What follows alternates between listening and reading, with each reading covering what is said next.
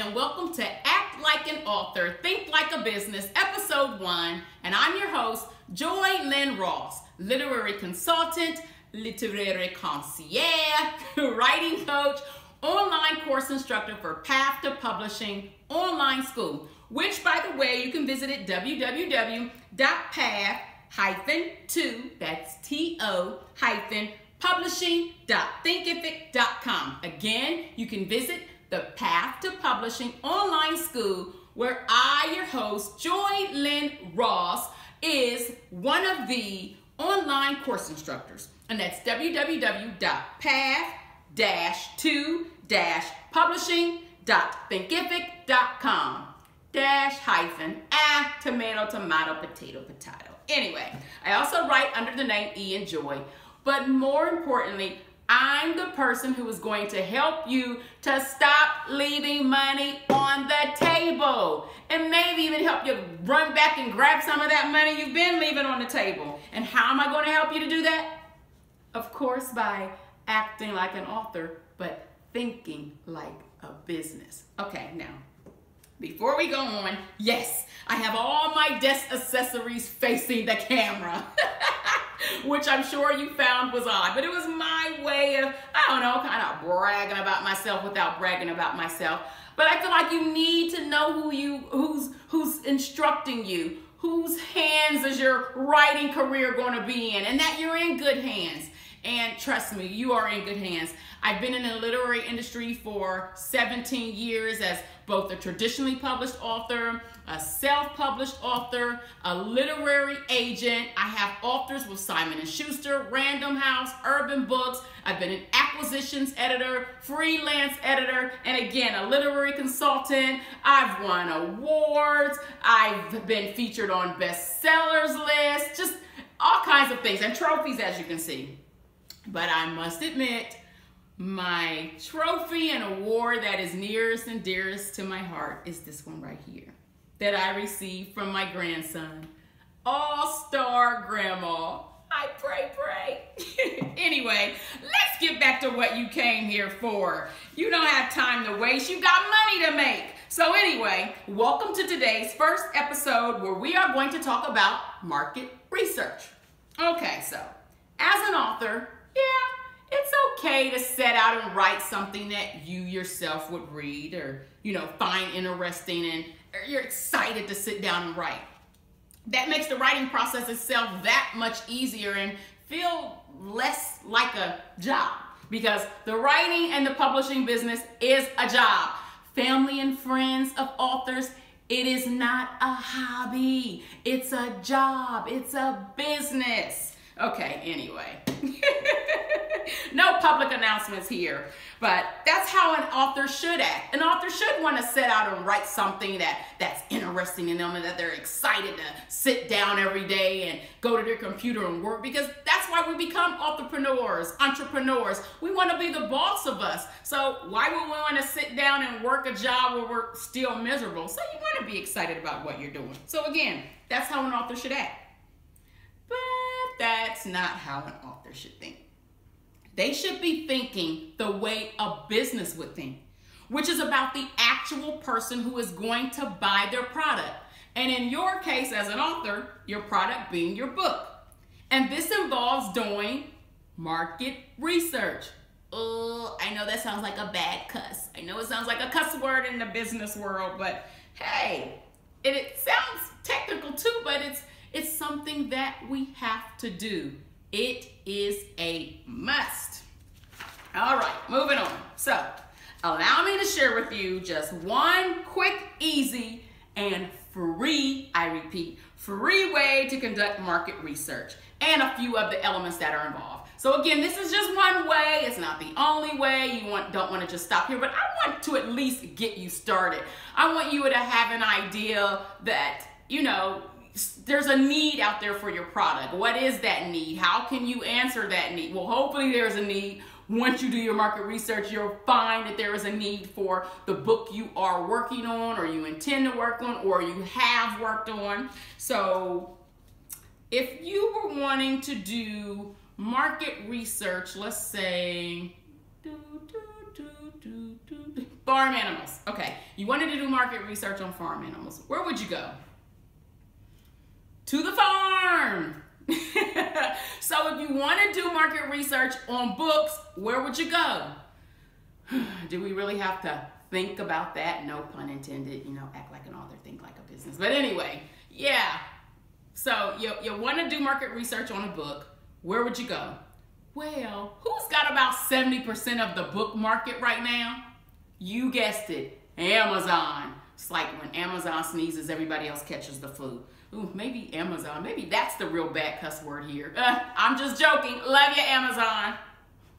Anyway, so let's get back. I try not to get off track, which is why I'm on these notes. So, back to the plan. Which, by the way, we will be discussing marketing plans here eventually. But, ooh, I don't want to scare you away. Let's stick to market research. So anyway, here's one quick, easy, free way to at least begin. And here's the elements involved. Like I said, you go to Amazon and you find best-selling books. Not just any best-selling books, but best-selling books in your genre. So you can do a keyword search and you can browse the bestsellers list, because that's where you want to end up anyway, right? On the bestsellers list. So hopefully there is that need out there for the book you're writing about. That there are people out there buying those books and you're going to find them on the bestsellers list. So once you find those books, examine the book covers, colors, fonts, the imagery that the author is using. You want to check out the titles and the subtitles. How well do they communicate the book's message? Now, I want to stop at titles and subtitles for a minute. Well, namely subtitles. Subtitles just aren't for business book and nonfiction books anymore. I've been seeing a lot of fiction books and novels with subtitles. So you definitely want to look at that. And a lot of times with the novels, the subtitles are kind of like, little taglines or sound bites. Yeah, that's the word I'm looking for, like a sound bite, something that's going to make you buy that book. Sometimes the subtitles are even more appealing than the title itself. So again, that's something you want to check out when you're doing your market research, is the titles and the subtitles. How well are they conveying the message of the book? Does it mean you have to come up with the subtitle? Absolutely not. But if you need something like that to just give it that extra oomph, that extra punch, go for it. As long as that's what everybody else in your market is doing. Market research. So model the elements of the more interesting book descriptions. Some people call them book blurbs, synopsis. Okay, that description on the back of the book that tells you what you're about to get. And I know cover is everything, but after your captivating cover catches that reader's interest and they pick it up off the shelf, they're going to flip it over. So you want to make sure that your content, what you're sharing with them about your product, is just as captivating as the cover, and that it relays the message as well that you're trying to give them in the book. Okay, so use the look inside feature to read the first couple of pages or what have you, whatever percentage of the book that is being shared for free, or just buy the whole book. You know, as an author, that's how we study the craft. We read. We don't always just read inside of our genre, but we read. When you're doing market research, you definitely want to read inside of your genre, but use the look inside, because I said this was free. So if I tell you to buy the book, then that makes it not free anymore. Anyway, use the look inside feature to read the first couple pages of the book.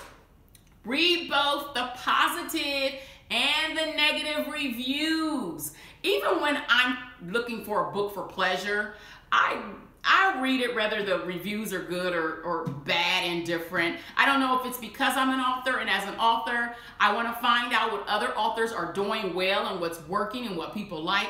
But I also want to find out what they're not doing so well. And I don't want to do it, or I kind of want to do it better. You get what I'm saying? So anyway, read both the positive and the negative reviews. You can learn from them both. And lastly, the eighth element, because I've gone through 1, 2, 3, 4, 5, 6, 7. The eighth element in market research when you're doing it from Amazon is to look at the sales ranking. How well is that genre doing? Do you find that there's really a need, or if you don't find there's much of a need, how can you begin to mold or transform your book or answer some of the issues, some of the problems that the target audience, which we'll go over that too one of the episodes. Hey, I got you. You're going to be acting like an author, thinking like a business, and you are going to be building your literary empire before you know it. What Path to Publishing says, we help authors turn their books into business. Well, I say it too. That's why I work for Path to Publishing. So anyway, because that's my passion. For a long time, I was just book sales, book sales, book sales. But there's so much more to being an author, to taking advantage of that title, of that status, than just book sales. More things that you could ever imagine. But if you stick with me and learn to act like an author and think like a business, I promise you I will share those ways with you. But we can't do it all in one episode. Like I said, I've been in this business 17 years. It took me 17 years to learn this. But I promise you I'm going to try my best to teach you everything I know. My mission is to help you turn your book into a business. So let me just do a recap of market research when you're doing it on Amazon and the 8 elements. Yes, there's more ways to conduct a market research. There's more elements, but I just want to get you started here. So go to Amazon.com, find the best-selling books in your niche or your genre, search by keywords or browse the bestsellers list, do both. Examine the book covers, colors, fonts, imagery, titles, subtitles, how well do they communicate the book's message? Model the elements of the more interesting book descriptions. Use the look inside feature to read the first few pages of the book that you're conducting the research on. Well, that you're using to conduct the research on. Read both positive and negative reviews and look at the sales ranking. How well is that genre selling? And that's it. Well, it's a start anyway. It's something you can do as soon as this episode is over, which is right about now. Now, wasn't that short and painless? Now, I can't promise you every episode of Act Like an Author, Think Like a Business is going to be painless. But what I'm hoping is that it can help you from being penniless, from being that starving author with a new mindset. You'll know exactly what you need to do to turn your book into a business. And that is my goal. That is my mission here. So I'm sure it's yours, or else you wouldn't be here. So be sure to sign up at the link that appears at the bottom of this video so that you can stay updated on the happenings here at Act Like an Author, Think Like a Business. Thanks again for tuning in, and I'll see you next week. The end.